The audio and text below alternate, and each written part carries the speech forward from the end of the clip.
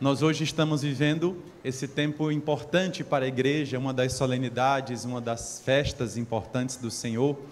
E nós vamos, como sempre, mergulhar na palavra. Nós vamos, através da palavra, entender qual é o coração desta festa.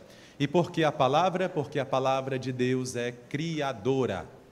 Nós não temos poder de realizar nada na nossa vida sem a força de Deus. Não adianta a gente insistir. Porque o ser humano, nesta dimensão que nós estamos, nesta vida, nós estamos sempre voltando para os mesmos ciclos. Por isso não adianta a gente querer caminhar sem Deus. Nós caminhamos com Deus porque é com Ele que nós vamos avançando. E logo hoje, queridos irmãos e religiosas que estão aqui, nós hoje vimos dois relatos evangelísticos. Nós temos o Evangelho de São Lucas, que é o coração da liturgia de hoje, mas nós temos o livro do Gênesis. E esse pedacinho do livro do Gênesis pode ser considerado como um proto-evangelho, como uma ação já de uma boa nova de Deus. E por que nós entendemos assim? Porque ali, lá na primeira leitura, nós encontramos Deus que se torna responsável pela criação. Nós encontramos o Senhor que tem duas missões, né? Quando a gente chama Deus Pai de Criador, nós pensamos em duas coisas: Deus cria e Deus mantém a sua criação. Deus não apenas criou e disse, agora se resolvam, como algumas pessoas pensam, né? Ah, Deus está lá em cima, nós estamos aqui. Mentira! Tanto que a palavra, a expressão dabar, no hebraico, significa criação contínua. Deus está sempre criando, Deus está sempre restaurando a criação. E Ele também está sempre consertando a criação. Aqui, meus irmãos, nós temos um relato sobre a origem do mal. Inclusive, essa foi uma das minhas monografias de filosofia, né? Eu falei sobre a origem do mal. O que é de onde vem esse mal, né? Filosoficamente, nós encontramos algumas versões, mas na palavra de Deus existe um silêncio sobre a origem do mal. O fato concreto, na teologia bíblica, qual é? Deus não criou o mal. Deus não quis o mal. O mal não faz parte da criação. Deus não desejou o mal para nós. E é interessante isso porque a maioria das outras religiões, e algumas pessoas que se acham muito intelectualizadas dizem, a Igreja Católica pegou essas visões aí lá de Krishna, dos hindus. Não tem nada a ver, minha gente. O fato de ter correspondência em alguns temas não significa cópia. Vamos aprender as coisas, né? Na verdade, na teologia católica, que vem aqui nesse aspecto da teologia judaica, nosso Senhor não cria o mal, por uma razão simples. Das mãos de Deus não saem coisas ruins. Deus não faz nada ruim para nós. Por que nós queremos sempre consertar a nossa vida? Porque nós queremos viver aquilo de bom que Deus preparou para nós. Nós queremos viver aquilo de bom que o Senhor reservou para a nossa vida. Tanto que a cada coisa que Deus criava, Ele dizia, isto é muito bom, isto é bom. Então Deus não criou o mal. Mas de que maneira o mal surge? A versão que eu encontrei na teologia rabínica, que vem ali, não é, do cabalismo e de algumas outras visões, o mal ele surge porque nesta criação todas as coisas estão repartidas, estão apartadas. O ser humano aqui nesta vida, como é? Corpo e mente, terra e céu. O casamento, homem e mulher. O tempo, noite e dia. Então as coisas aqui estão separadas. Não significa que elas são inimigas, prestem atenção. Deus não criou inimizade. A hora que Ele vai dizer, vou pôr inimizade, é somente hoje no relato que nós acompanhamos. Quando Deus cria essas coisas que são divididas, porque estão em ciclos, então elas precisam ter duas forças motoras para que os ciclos aconteçam. Entenderam a razão? Quando Deus cria em ciclos, Ele necessariamente ali vai dividindo. E é nessa divisão que o mal encontrou uma brecha. O que é o mal? São três coisas: o vazio, o abismo e o caos. O mal encontrou uma brecha nessa divisão que existe em nós, para entrar na criação de Deus. E como que o mal entra? Aí nós temos o relato de hoje. Primeiro, a serpente. Por que que a serpente é tratada como a personificação do mal? Porque a serpente relembra imediatamente o mito de Apófis, aquela grande serpente que até mesmo por aqui, né, o pessoal diz, tem uma serpente não sei aonde, escondida não sei aonde, no município tal. Tudo isso vem ainda das culturas egípcias. Essa serpente que todo dia devorava o mundo, nosso Senhor diz, ela tentou também entrar na minha criação. A serpente, então, inimiga, porque ela quer trazer de volta o abismo, o caos e o vazio. Também a serpente, porque ela é, dentro da biologia, um inimigo frontal do ser humano. Cada espécie tem o seu antagonista, cada espécie da biologia tem o seu inimigo natural. O inimigo natural do ser humano é a serpente. E a terceira coisa, a serpente também era utilizada como um sinal de veneno, não é? Ali na serpente você encontra duas características que todas elas possuem, né? A maioria delas inocula veneno, e o veneno faz o que no corpo de um ser humano? Paralisa e necrosa. Por que que o pecado faz mal? Porque ele paralisa você. Quando o pecado vai se acumulando, quando o mal vai se acumulando, a gente vai ficando paralisado. Observem qual é o cenário que nós estamos vivendo no mundo. É um mundo completamente paralisado, que não sabe para onde ir. E necrose, o que é necrose? É o apodrecimento da carne, é a perca, não é? É ali o ato de você não ter mais as funções de vida. E é nessa hora, meus irmãos, que nosso Senhor nos apresenta ali, na primeira leitura, essa serpente que vai entrar, não é? No paraíso. E essa serpente, quando entra, a quem ela procura primeiro? A Adão ou Eva? Por que ela procura primeiro Eva? Aí as pessoas que vão querer fazer a abordagem direta da Bíblia inventam cada loucura. Ai, padre, procura logo a mulher, porque a mulher conversa tanto que até com serpente ela quer falar. Ai, não é porque a mulher é curiosa, não é porque a mulher que é a porta do mal. Nada a ver. Quando você lê um texto bíblico, procure o sentido original. Não fique em abordagem direta. Não existe eu acho na Bíblia. Existe o que é ensinado e o que não é ensinado. Então, primeiro o significado. Por que a serpente procura a mulher? Porque a serpente sabe que a mulher é aquela que protege a casa espiritualmente. A serpente sabe que uma vez dominando a mulher, ela derruba o casamento e derruba os filhos. Então a serpente usou de astúcia. Por isso que o homem deve proteger a mulher. Por isso que os filhos devem proteger a mãe. Não é para acabar com a mãe, não. Não é para estragar a mãe até ela morrer, não. É para você cuidar da sua mãe, preservar a sua mãe. Porque você precisa compreender que sem ela sua família não existe. Sem ela sua casa não existe. E o marido, porque sem ela você não gera vida. Ai, padre, eu quero viver como solteiro. Solteiro não gera vida. Solteiro não perpetua a família. Solteiro não faz com que o nome da família seja lembrado na terra e no céu. Então cuide da mulher que Deus lhe deu. Foi o que Adão não fez. Adão não cuidou da sua esposa e era missão dele. Nessa hora a serpente diz, eu vou dominar a mulher. Porque dominando a mulher, eu domino a casa inteira. Eu domino a criação inteira. Segundo, por que ele procura a mulher? Porque a mulher dependia do seu marido para aprender a lei. Então a mulher recebia a lei de modo indireto. Porque Deus, segundo os rabinos que eu estudo, falou primeiro com Adão. Quem teve mais tempo com Deus? Adão ou Eva? Adão. Então quem tinha mais conhecimento de Deus? Adão. Explicando isso agora de maneira bem simples. Filho mais velho, filho mais novo. Qual deve ser o mais responsável? Por que o mais velho tem? Nós, mais velhos, temos que ser mais responsáveis. Porque nós temos muito mais experiência, muito mais tempo com o nosso pai e a nossa mãe do que o caçula. Então nada de filho ficar com ciúme do outro. O filho mais velho tem raiva porque a mãe não bateu igual no filho caçula. Só bateu nele. É porque você mereceu às vezes. Você sabe disso.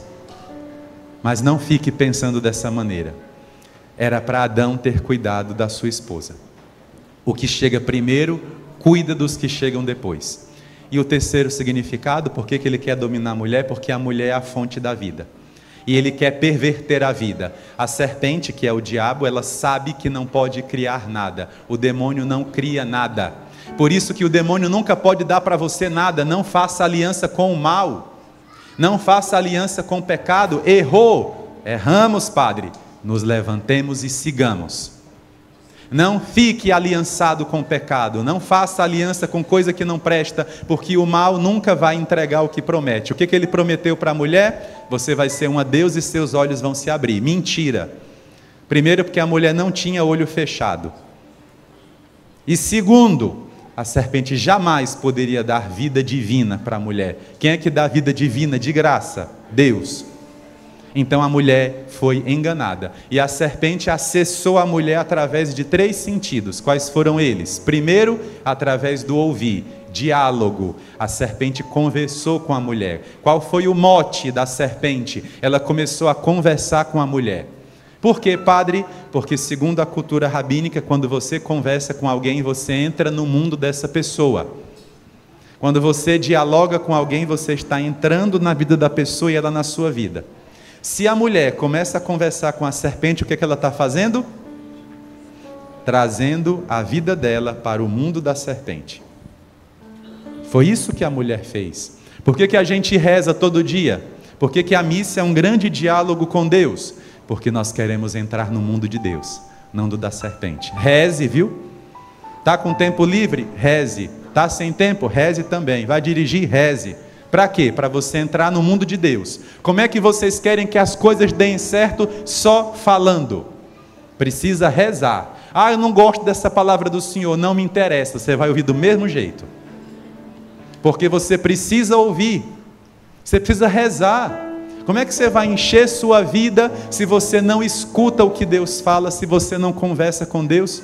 Por isso que nós somos vazios às vezes, angustiados, agitados. Por isso que nós somos inquietos, porque nós enchemos nossa vida de coisas inúteis. Reze. Ai, Padre, eu vou assistir aqui 15 temporadas de série. Assista, depois vai rezar. Porque série não vai encher o seu coração, não. Série não vai te dar intelectualidade, não. É uma diversão. Aprenda, vamos logo, ser bem diretos. Então a serpente leva a mulher para o mundo dela conversando. Qual foi o primeiro erro da mulher? Conversar com a serpente. Segunda característica da serpente, que eu esqueci de falar, a língua da serpente tem quantas pontas? 2. Quer dizer o que é isso? Que ela sempre vai contar uma verdade junto com a mentira.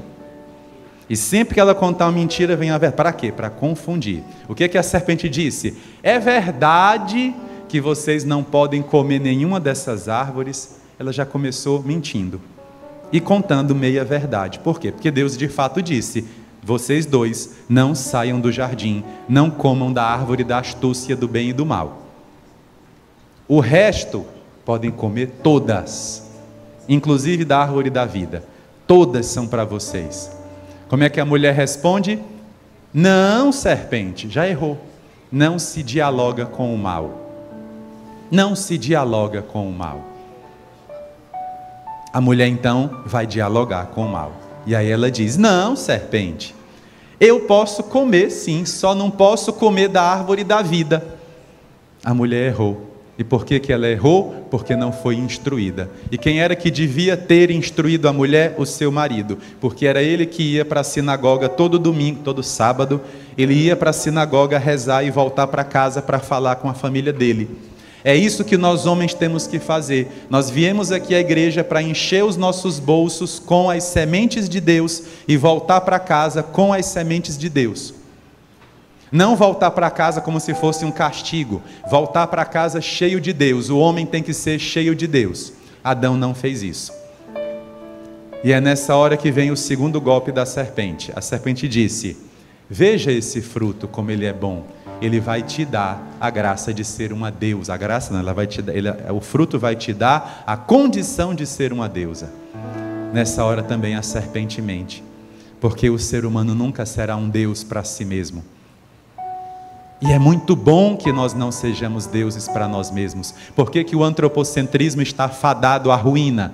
Porque o homem não pode subir no altar que é de Deus. Por que que o iluminismo é fadado? Já está caindo tudo isso. Por que que o iluminismo é fadado à ruína? Porque ele coloca apenas as luzes do homem. Não dá, não é possível. É a mentira da serpente. Agora você vai ser livre. Agora você vai se desamarrar de todos os dogmas da igreja. Agora você vai ser livre. O que é que o mundo entregou para nós? Destruição, ruína, o povo se matando aí. Está aí.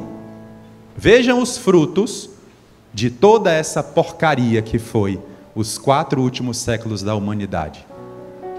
Vejam o lixo que foi produzido. A serpente não entrega o que diz. Por isso, a mulher cai no segundo golpe. E ela vê que o fruto é formoso. Qual é o segundo sentido que é ferido? A vista. O primeiro qual foi? Ou seja, a serpente envenenou o ouvido e a mulher ficou confusa. Porque ouvido ferido é confusão. Você escuta, mas não consegue entender, porque o ouvido está doente. Qual foi o segundo sentido? Feriu os olhos. Os olhos representam a luz da verdade. É o que estabelece a verdade das coisas. Os olhos também são os que apontam o nosso caminho para onde seguir. Quando você vai caminhar, primeiro você olha para o caminho, primeiro você visualiza o caminho. Padre, o que eu faço para ir para frente? Visualize o caminho que você tem que ir. O que você quer ser? O pessoal acha ruim essa pergunta, né? O que você quer da sua vida? Você tem que ter um vislumbre. Eu não sei o que eu quero. Está parado, está no escuro. Você tem que saber para onde você deve ir. Você tem que vislumbrar, você tem que idealizar. Isso é a visão. Visão não é aqui não apenas, viu? Visão não é aqui dentro do globo ocular não, é porque nós somos tão materialistas, né, no sentido filosófico, que a gente acha que visão é isso aqui, né? É enxergar as coisas. Não. Visão é saber para onde vai. Uma pessoa que tem visão, o que é que ela tem? Ela sabe o rumo que ela quer prosseguir. A mulher caiu. E o terceiro sentido qual foi? Ela tomou o fruto, ela segurou o tato, não é? As mãos. E as mãos representam aquilo que nós desejamos, o nosso querer. A mulher ferida fere também o seu esposo, porque a serpente sabia que derrubando a mulher, derruba a casa inteira. E a criação ficou estragada. E qual foi a primeira coisa que eles viram? Nós estamos nus. E aqui, meus irmãos, olhem como é bonita a explicação judaica. Nudez na Bíblia não significa questão moral sexual. Nudez na Bíblia representa falta de identidade. Se você pegar a sua roupa e pôr para lavar, você consegue saber qual é a sua roupa e qual que não é? Por quê? Porque a sua roupa, ela tem a sua identidade.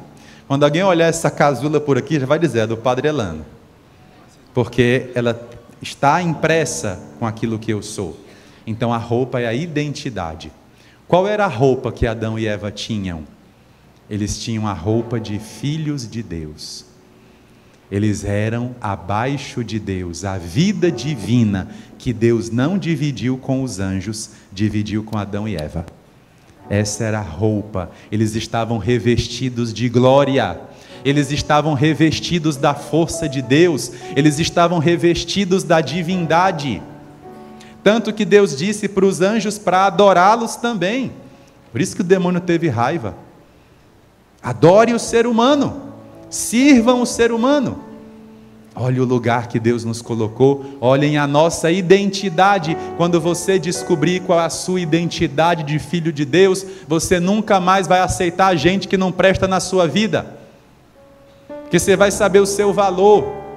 Não é arrogância nem orgulho não. É dignidade, é estar vestido. Como Adão e Eva perderam a identidade, eles olharam para si e perceberam que estavam nus. Perderam a identidade. O pecado é exatamente isso. A gente sempre sai perdendo quando peca. Nunca uma pessoa pode dizer, eu fiz uma coisa errada e ganhei. Não existe. O pecado sempre faz você perder a sua identidade, vai desfigurando, vai necrosando e paralisando até desfigurar. E neste instante, quando Deus percebe que tem alguma coisa errada, lá vem nosso Senhor, no final da tarde. Por que Ele veio no final da tarde? Porque era a hora em que as pessoas encerravam o dia de trabalho e se sentavam à mesa para comunhão, para partilhar, para tomar o alimento, para terminar o ciclo. Era uma hora de amor, era uma hora de intimidade. Por que Deus veio às 5 horas da tarde para o jardim? Porque Deus queria sentar-se à mesa com Adão e Eva.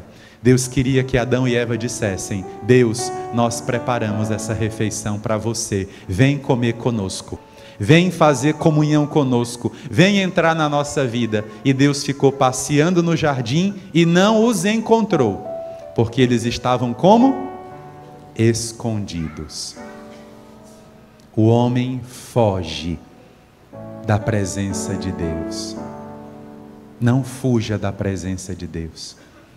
Mesmo que a sua condição seja uma condição de pecador, tanto quanto a minha, não fuja da presença de Deus.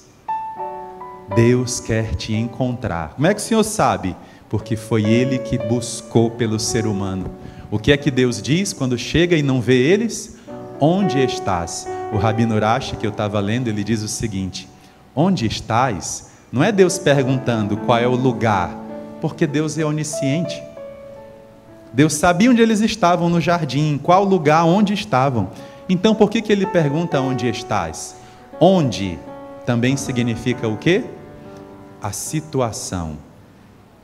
Qual é o nível interior que você está? Por exemplo, quando uma pessoa está muito mal, o que é que você diz? Qual é a tua situação? Qual o estado que você está? Qual o estado que aquela pessoa está? Então esse onde estás é isso. Qual é o estado que vocês estão? Qual é a situação? Qual foi o buraco que vocês se meteram? Por que Deus pergunta, Padre? Porque a mudança só acontece quando a gente toma consciência. Enquanto você não toma consciência, enquanto você não olha para você e diz: eu estou mal, eu não quero viver mais assim, você não muda. Enquanto você quiser arrastar a sua vida do jeito que ela está, você vai ficar necrosado e paralisado. Somente quando você escuta Deus perguntar para você: como você está? Qual é a tua situação? Bonito isso, né? Segunda explicação do onde estás, é Deus perguntando também para eles: eu quero trazer vocês para o meu mundo. Vocês entraram no mundo da serpente que matou vocês. Eu agora quero trazer vocês para o meu mundo de novo. Eu quero dialogar com vocês. Nós estamos agora fazendo isso. Nós estamos agora dialogando com Deus interiormente, vocês e eu. Por quê? Porque nós queremos voltar para o mundo de Deus. Nós não queremos ficar no mundo de Apófis, onde só tem caos, vazio e abismo. Deus então diz: onde estás? E eles respondem: ouvimos o teu passo e ficamos confusos e com medo, porque o ouvido deles estava o quê? Envenenado. Quantas pessoas, eu fiquei tão preocupado com isso eu já ouvi há uns 15 anos atrás. Eu ouvi uma pessoa que disse assim: não, padre, eu não posso voltar para a igreja, porque Deus não vai me perdoar. Deus não gosta mais de mim. Deus não me quer mais perto dele. Eu vou viver minha vida longe dele porque ele não me quer mais. Tem gente que pensa isso. Outras pessoas, por causa do gnosticismo que reina, acham que Deus é um Deus mau. Não, Deus ele vai me cobrar. Deus ele é carrasco. Não, nosso Deus é um Deus que vem à tarde sentar-se à mesa conosco para nos trazer para o mundo dele. Eles não entendiam mais quem era Deus. Eles estavam confusos e disseram: ouvi o teu passo e tive medo, porque nós estamos nus, porque nós perdemos o que o Senhor nos deu. E para completar essa teologia, Nessa hora acontece o primeiro sacrifício no Jardim do Paraíso. Qual foi? Deus pegou uma ovelha, matou, tirou a pele e fez a roupa nova deles. Deus devolveu o mínimo da identidade deles. Mas nosso Senhor, como eu dizia no início, precisava consertar a sujeira que Adão e Eva fez. E isso, meus irmãos, tem a ver conosco. Nós estamos aqui porque nós não conseguimos resolver os problemas que nós criamos. Nós não conseguimos. Padre, mas eu fico tentando. Exatamente, a gente fica tentando. Mas nós não conseguimos, não. Nós não conseguimos resolver os nossos problemas. Não por falta de tentativa, mas é porque às vezes as coisas que nós fazemos são tão graves que não dá para recomeçar. Tem coisa que eu consigo recomeçar, mas tem coisa que é tão pesada na minha vida que eu não consigo recomeçar. Por isso que Deus diz: Adão, por que você fez isso? Essa pergunta é interessante, porque o Senhor pergunta o porquê para dizer o seguinte: você não precisava ter pecado. Quando a gente tomar consciência de que o pecado não é necessário, a gente vai se libertar de tanta coisa. Não é necessário fazer coisa errada, não é necessário errar, não é necessário prejudicar ninguém, não é necessário ser cruel, não é necessário ser mau, não é necessário ser aproveitador, não é necessário ser mesquinho, não é necessário, nenhum pecado é necessário. Por que você fez isso? Você tinha tudo, eu te dei tudo. Por que você fez isso? E o homem, segundo o rabino que eu li, nessa hora mostra mais um pecado, que segundo São Padre Pio é o pior de todos, que é o pecado da ingratidão. O homem diz: culpa sua, você que fez ela para mim, foi ela. Ela pecou, porque você, Adão, não estava no seu lugar. Qual era a missão de Adão? Se colocar na frente para defender sua mulher. Na hora que ele visse a mulher se aproximando da serpente, era para Adão ter ido e atrapalhado a conversa deles e dito: não converse com ela. Mas Adão não fez. Por isso que Deus chama Adão primeiro. Não foi a mulher que pecou? Por que Adão que foi chamado? Porque ele é mais responsável. A missão dele era cuidar dela, não é ela cuidar dele. Depois o Senhor diz para ele: você vai continuar com o dom que eu te dei. Qual foi o dom que eu te dei? Gerar vida trabalhando. Então acabem com esse discurso terrível de que trabalhar é um castigo da criação. Isso não existe na Bíblia. Trabalhar é gerar vida e o homem vai continuar trabalhando, mas agora será com espinhos e suor. Por quê? Porque você estragou o mundo. Você quebrou a ordem que eu fiz. Então agora a terra vai ser ruim para você, vai ser difícil, mas você vai continuar gerando vida. Homem, já está resolvido, porque cada um tem que assumir a sua responsabilidade. Homem, essa é a sua responsabilidade. Gere vida, mas saiba que agora vai ser com espinho. Qual é a segunda que é chamada? Eva. E o que é que Deus pergunta para Eva? Por que você fez isso? Você não precisava ter conversado com a serpente. Eva, eu ia te dar de graça o que a serpente te prometeu e nunca te daria. Nessa hora Eva responde como alguém que tem luz, porque Deus não tira os dons que Ele nos dá. Deus não tira os dons que Ele nos dá. A mulher continua sendo iluminada. E nessa hora Deus diz para a mulher: por que você fez isso? Ela responde: a serpente me enganou, me confundiu. O Rabino Rashi hoje diz o seguinte também, quando eu li, ele fala assim: nunca se aproxime de quem engana você, porque quem engana você jamais vai querer o seu bem. Não faça acordo com quem engana você. Nessa hora a mulher diz: a serpente me enganou. E Deus diz: eu não vou tirar o teu dom, você vai continuar gerando vida, mas agora é com sofrimento, é com dor de parto. O que é isso, padre? Você vai trazer vidas para o mundo, mas você vai sofrer, porque eles vão nascer num mundo estragado. É essa a explicação. E por fim, a quem Deus fala, com quem Deus fala no final? Com a serpente. E o que é que Deus diz para ela? És maldita, não fazes parte da minha criação. És maldita, rastejarás. O que é isso? O mal nunca vai crescer. Não faça acordo com o mal, porque o mal cresce, depois cai de novo. Rastejarás. Segundo, o que é que o Senhor diz para a serpente? A mulher vai pisar a tua cabeça. O que é pisar a cabeça? Eliminar definitivamente. Como é que eu sei que eu matei de verdade um animal? Feriu o pé, mata. Feriu as costas, mata. Feriu a cabeça, mata. Então o que é pisar a cabeça? É matar definitivamente. Não há nenhum tipo de acordo entre a mulher e a serpente, porque a serpente queria a mulher para ela. Ela queria trazer a vida para o mundo dela. Então o Senhor diz: inimizade entre vocês. Eu estou criando inimizade. Não haverá acordo.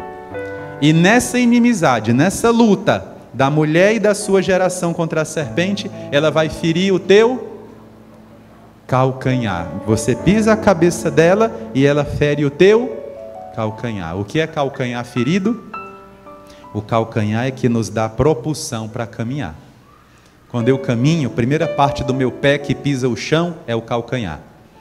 Quando o calcanhar da pessoa, então a quarta ferida, não é?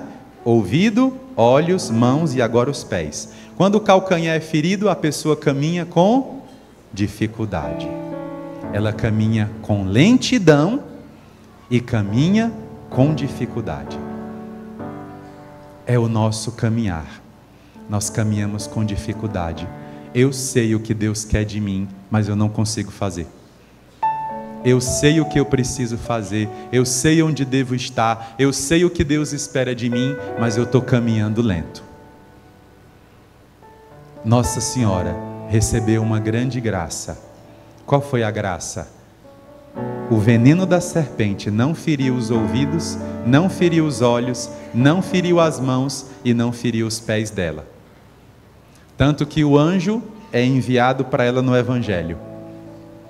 E é interessante que São Lucas, que é um excelente escritor, ele faz questão de colocar elementos teológicos muito profundos. Primeiro elemento: quem lê esse texto saiba, você está vendo um relato histórico, aconteceu. Não é era uma vez. Eu estou dando a data, o 6º mês da gravidez de Isabel, estou dando o lugar, Nazaré da Galileia, e estou dizendo a pessoa. Todo documento que você escreve, como é que você começa? Data, lugar e pessoa. Então aqui é um documento. E o que esse documento diz? Deus desceu. Deus veio ao mundo.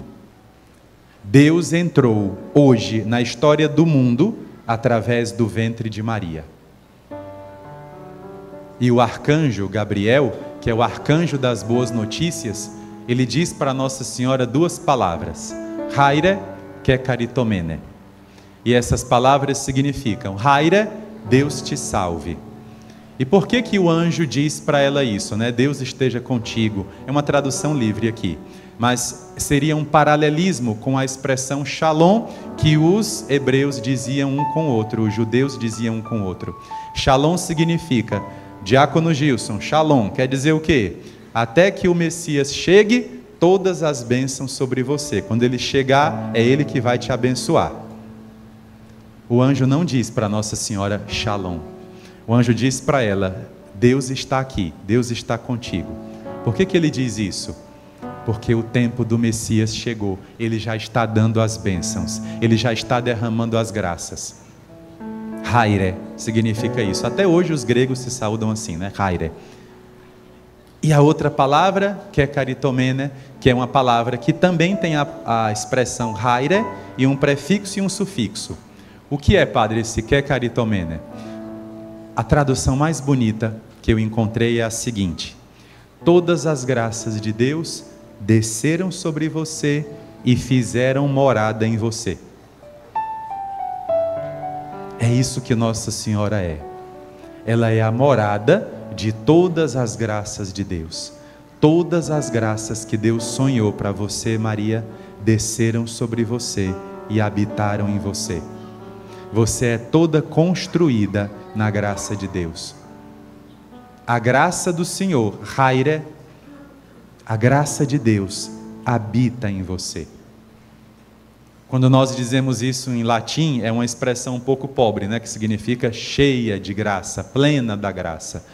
No grego é mais profundo. As graças que Deus derramou, nenhuma se perdeu. Todas desceram sobre você, todas estão na sua alma. Inclusive São Bernardo diz que quanto mais graças Deus dava para ela, mais a alma dela se expandia. Por quê, padre? Uma explicação bem simples. Quando a gente peca, é como se tivesse uma ferida no nosso corpo e na nossa alma. E as feridas, quando elas não cicatrizam, elas vão sangrando, vão supurando e vão drenando nossa vida. A alma de Maria não tem feridas, por isso que ela é concebida sem pecado. Então as graças de Deus que caem em mim, Padre Elano, o que acontecem? Essas graças vêm e por causa dos meus pecados, elas escorrem. Eu não consigo reter essas graças. Por isso que eu estou sempre pedindo. Nossa Senhora não. Como a alma dela é imaculada, é selada, todas as graças que caem ali permanecem. Por isso que o anjo diz a segunda coisa: Deus está contigo, lugar cheio da graça de Deus. O Senhor é contigo, ou seja, as graças desceram e habitam em ti. Por que o anjo diz isso? Porque essa expressão era dita para a Arca da Aliança. E o que era que continha a Arca da Aliança? A arca que era feita de ouro e de madeira de acácia. Nossa Senhora que é imaculada e gloriosa, revestida de Deus. Por que o São Lucas coloca Nossa Senhora como a Arca da Aliança? Qual o significado disso? Na Arca da Aliança, nós tínhamos 3 itens que foram tocados pela mão de Deus: o cajado de Arão, o pão do maná, um fragmento do maná, tinha também a terra do paraíso, era o 4, e tinha as tábuas da lei, 4 elementos. As tábuas da lei que Deus deu a Moisés no Sinai, o pouquinho da terra do paraíso, o maná e o cajado. Todas coisas que Deus tocou. Por que o arcanjo diz que Nossa Senhora é a Arca da Aliança? A Arca da Aliança, ali é o arcanjo dizendo: agora Deus vai habitar aqui, no ventre dela. Essa é a nova arca. Onde ela for, Deus vai com ela. É ela que vai carregar o Senhor. É ela que vai ser a nova arca, de ouro e de acácia. E Nossa Senhora, quando escuta isso, diz o Evangelho que ela fica intrigada. Por que ela fica ali pensando, intrigada? Olhem que explicação bonita. Porque Nossa Senhora queria cumprir todas as coisas. Ela não queria deixar de realizar nenhum dos pedidos do Senhor. Por isso que ela fica pensando, para entender tudo, para não deixar que nada se perca. E ela pergunta: como se dará isso, se José não está aqui? Por que ela pergunta isso? Porque ela sabia, uma das leis que eu estava lendo pela manhã, uma das leis era: se o noivo dormisse com a noiva e ela engravidasse antes do casamento, ele poderia ser apedrejado. Porque ele estava traindo o voto que fez. Então ela fica preocupada com José. Mas ela entende que o plano é maior. Então ela pergunta: como vai acontecer? E o anjo diz: o Espírito do Senhor virá sobre ti. Por que, Padre, o Espírito de Deus? Quando começou a criação no Gênesis, como foi que Deus começou? O Espírito de Deus pairava sobre as águas. Era Deus, através do seu Espírito, que criava todas as coisas. Por que é o Espírito Santo que vem sobre Nossa Senhora? Porque Nossa Senhora ali vai ser agora a fonte da nova criação. É o novo Gênesis. O Espírito virá sobre ti com uma nuvem. Nuvem é manifestação de Deus, é epifania, Shekinah. E a última coisa, meus irmãos, Nossa Senhora escuta tudo e ela dá uma resposta em duas partes. Qual é a resposta? Eis aqui a serva do Senhor. Ela foi educada no templo para ser uma rainha. As moças que eram educadas no templo, elas sabiam que poderiam ser a mãe do Messias, e Maria é a mãe do Messias. Mas na hora que ela recebe essa honra, o que é que ela faz? Eu me coloco como Anauim. Essa palavra hebraica que significa pequenina, dependente. Quanto mais você subir na vida, mais seja pequenino nas mãos de Deus. Nunca seja arrogante das coisas que você recebeu. Sempre seja pequenino nas mãos de Deus. Eu sou a pequenina de Deus. Foi o que ela respondeu. E qual é a segunda parte da resposta? Faça-se em mim. Por que faça-se? Porque no livro do Gênesis, cada vez que Deus ia criar algo, Ele dizia, faça-se. É a palavra de Deus e a palavra humana se encontrando pela primeira vez depois do paraíso. É a sintonia entre Deus e Maria, que é a nova Eva. Ela diz, faça-se em mim a vossa palavra. Por que palavra? Porque a palavra de Deus cria. Se você quer que algo novo aconteça na sua vida, não olhe só para você. Deixe a palavra de Deus penetrar em você. Se você está cansado, exausto, no final de um ciclo, se você não suporta mais carregar a sua própria vida, o que é que você tem que fazer? Deixe a palavra de Deus entrar. Ela vai fechando os buracos da nossa existência, para que a graça de Deus permaneça em nós. Amém? Ainda sentados, vamos baixar a nossa cabeça um instante.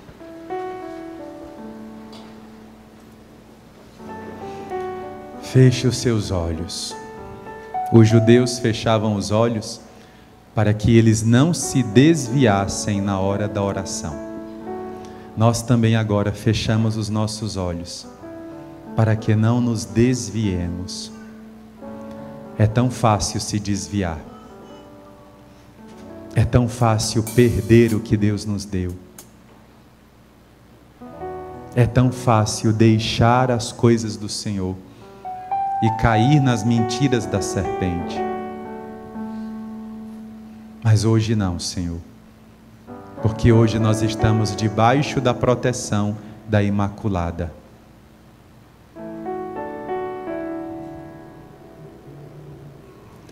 Põe agora a sua vida nas mãos de Nossa Senhora. Ela é uma boa mãe. Ela nos gerou no parto da cruz. Você que não tem mais forças para prosseguir, o que é que você tem que fazer? Voltar para casa, se aconchegar no colo de Nossa Senhora e refazer as suas forças. Eu me consagro a Ti, Mãe de Deus e minha.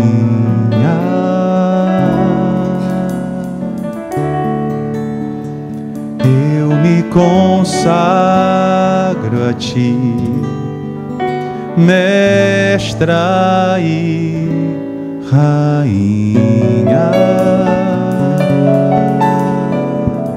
Eu me consagro a Ti, Mãe de Deus e minha.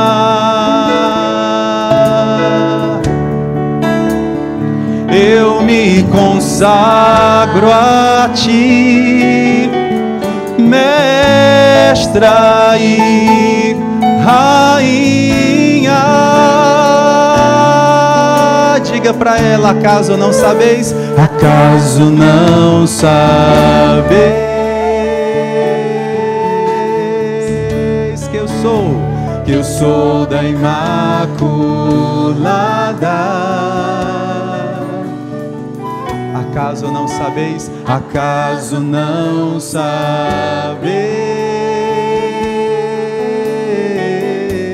Tem uma advogada. Tem uma advogada. Só quem já foi órfão, Só quem já foi órfão sabe o valor do amor de mãe, do teu amor. Só quem já foi órfão, só quem já foi órfão sabe o valor do colo de mãe.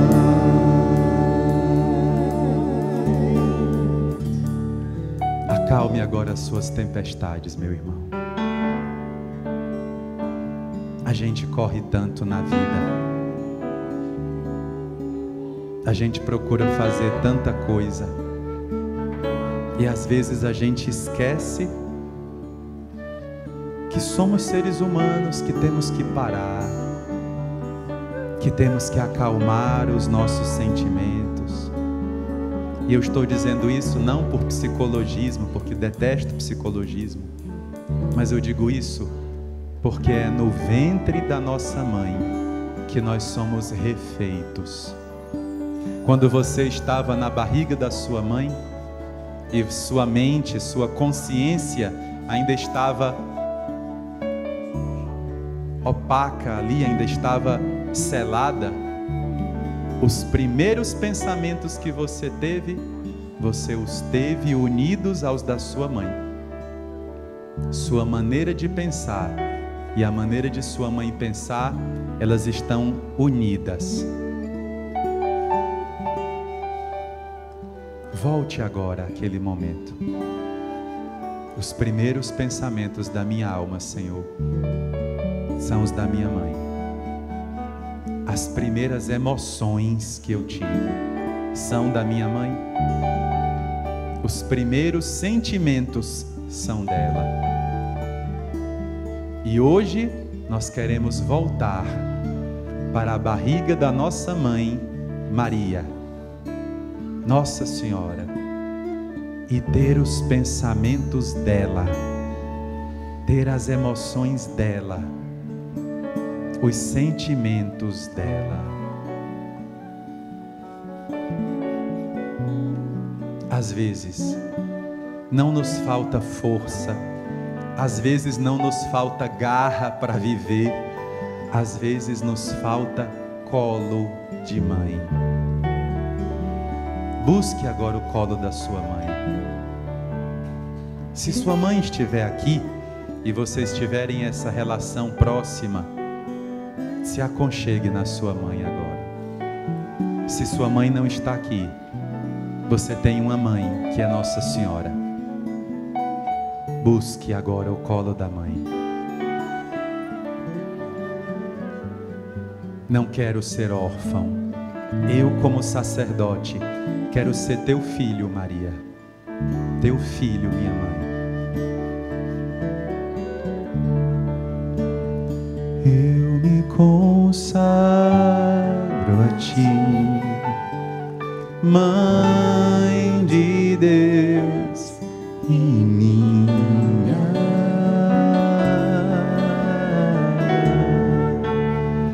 Eu me consagro a ti, Mestra e Rainha.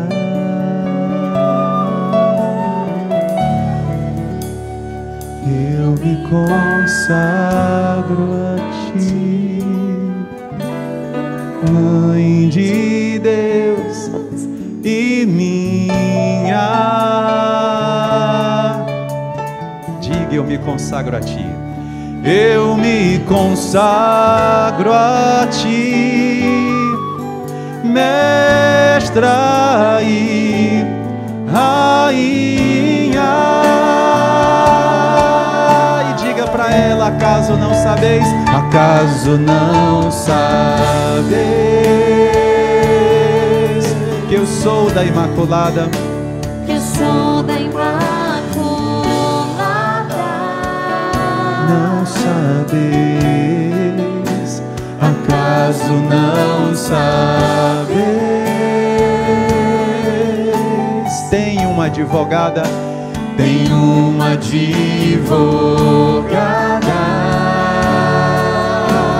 Se aconchegue nela e cante. Só quem já foi órfão sabe o valor Do amor de mãe. Só quem já foi órfão, Só quem já foi órfão sabe o valor. do colo de mãe. Tem tanta gente que corre aí pela vida e quando chega na faculdade vai fazer suas cadeiras de psicologia e diz: ah, então quer dizer que todos esses traumas vêm da minha mãe? A Bíblia já falava isso. Nossa Senhora deseja consertar. Você que teve uma experiência difícil com a maternidade, deixa Deus consertar as coisas. Ele te dá uma nova mãe, santa, imaculada.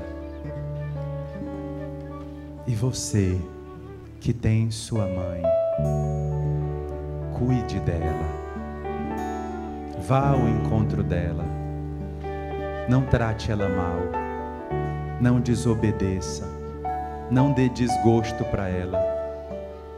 Você já pensou se a última coisa que a sua mãe ouvisse de você fosse uma palavra grosseira sua? Você já imaginou a dor que você iria sentir?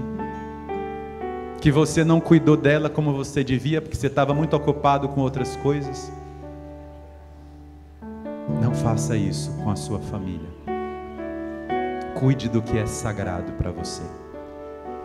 Vamos ficar em pé e vamos cantar em Sol maior juntos?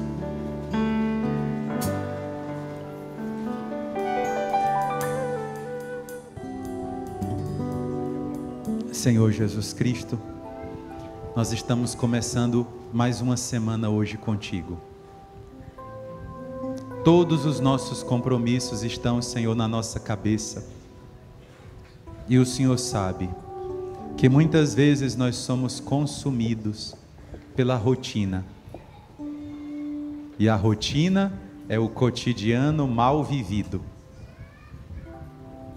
A rotina é o dia a dia vivido fora da graça. Hoje, Senhor, nós queremos fazer uma grande faxina na nossa alma. Tirar todo o veneno que a serpente inoculou nos nossos ouvidos. Nossos ouvidos que estão impedidos de ouvir. Nossos olhos que estão impedidos de ver.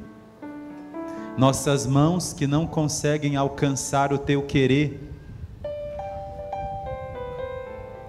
Nossos pés que caminham lento, com dificuldade. Senhor Jesus, muitas vezes somos impactados pelas coisas que estão fora de nós. Ficamos assombrados. Ficamos absortos com as coisas fora de nós. Quanta imaturidade, Senhor, a minha. Nós não temos controle sobre as coisas nem dentro de nós, às vezes, que dirá fora de nós. Nós queremos fazer hoje como Nossa Senhora, viver abandonados em Ti, como pequeninos, como criancinhas nas vossas mãos. Crianças que confiam, crianças que choram tanto, mas que sabem que serão cuidadas pelo amor do Pai, pelo amor da Mãe. Nós nos colocamos agora, Senhor, no Teu colo, porque hoje é o que nós precisamos, de colo, Senhor, de cuidado, de paz, Precisamos que o anjo Gabriel também apareça para nós e diga: Haire kekaritomene. Todas as graças sobre ti, Padre Elano, porque o Messias já te encontrou. Que as graças façam morada em ti. É o que eu quero ouvir, Senhor, hoje. Não por petulância, mas por necessidade. Limpa os meus ouvidos para eu ouvir o teu anjo dizer, teu mensageiro, Senhor, porque o tempo da salvação chegou, é hoje. Não é amanhã que o Senhor vai agir na minha vida, é agora. E muitas vezes o Senhor não pode chegar perto de mim, porque eu estou todo mergulhado, Senhor, na minha própria miséria. Mas a minha mãe, Nossa Senhora, ela vem cuidar de mim e me limpa para me apresentar ao Senhor. Obrigado, Senhor Deus, porque tudo que termina em Ti recomeça melhor do que antes. Será uma semana maravilhosa, Senhor, porque eu começo contigo.